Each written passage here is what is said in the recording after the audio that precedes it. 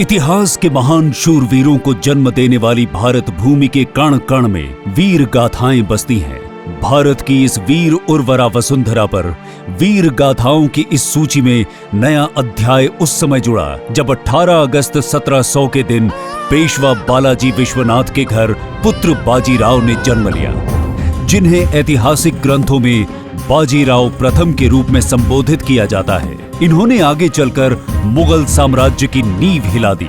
छत्रपति शिवाजी के बाद मराठा शक्ति को पुनर्स्थापित करने और मराठा साम्राज्य को अखिल भारतीय शक्ति बनाने का श्रेय इसी महान योद्धा को जाता है।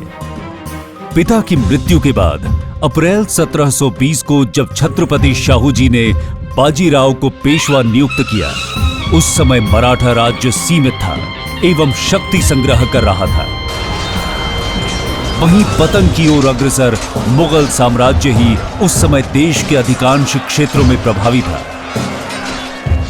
लेकिन बाजीराव ने मुगल साम्राज्य का सटीक आंकलन करते हुए छत्रपति से आग्रह किया, हमें इस जर्जर वृक्ष के तने पर आक्रमण करना चाहिए, शाखाएं तो स्वयं ही गिर जाएंगी। अपनी इस रणनीति के द्वारा पेशवा बाजीराव जब मराठा साम्राज्य को विस्तार दे रहे थे, उसी समय निजाम चिनकुलिच खान, जो मराठा साम्राज्य का सबसे बड़ा शत्रु बनकर उभर रहा था, उसे 28 फरवरी 1728 को महाराष्ट्र के पालखेड़ में एक भीषण युद्ध में हराकर उसकी आक्रामकता को विराम दिया। ये एक ऐसी विजय थी जो आज भी सैन्य विशेषज्ञों को आश्चर्यचकित करती है।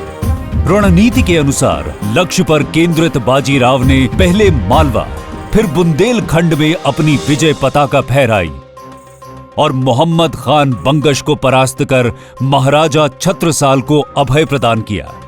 इस नवीन विजित क्षेत्र के राजस्व और क्षेत्राधिकार को दृढ़ता प्रदान करने के लिए पेशवा ने दिल्ली की ओर प्रस्थान किया। यह अभियान पूर्णतः सफल रहा, लेकिन इस अपमान से बौखलाए मुगल बादशाह ने निजामुल मुल्क और सादत खान जैसे अपने बड़े सैन्य सरदारों को बाजीराव पर संयुक्त आक्रमण के लिए भेजा।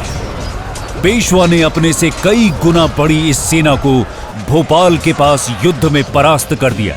इसके परिणाम स्वरूप तुराह सराय की संधि के द्वारा मालवा के साथ नर्मदा और चंबल के क्षेत्र भी मराठा राज्य में सम्मिलित कर लिए गए।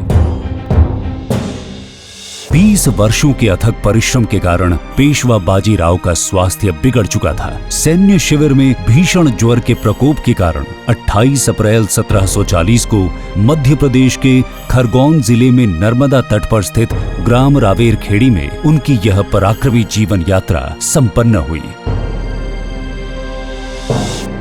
ऐसे वीर प्रतापी अजेय योद्धा, कुशल रणनीतिकार एवं भारत के सच्चे सपूत पेशवा बाजीराव प्रथम को मध्य प्रदेश की धरती नमन करती है।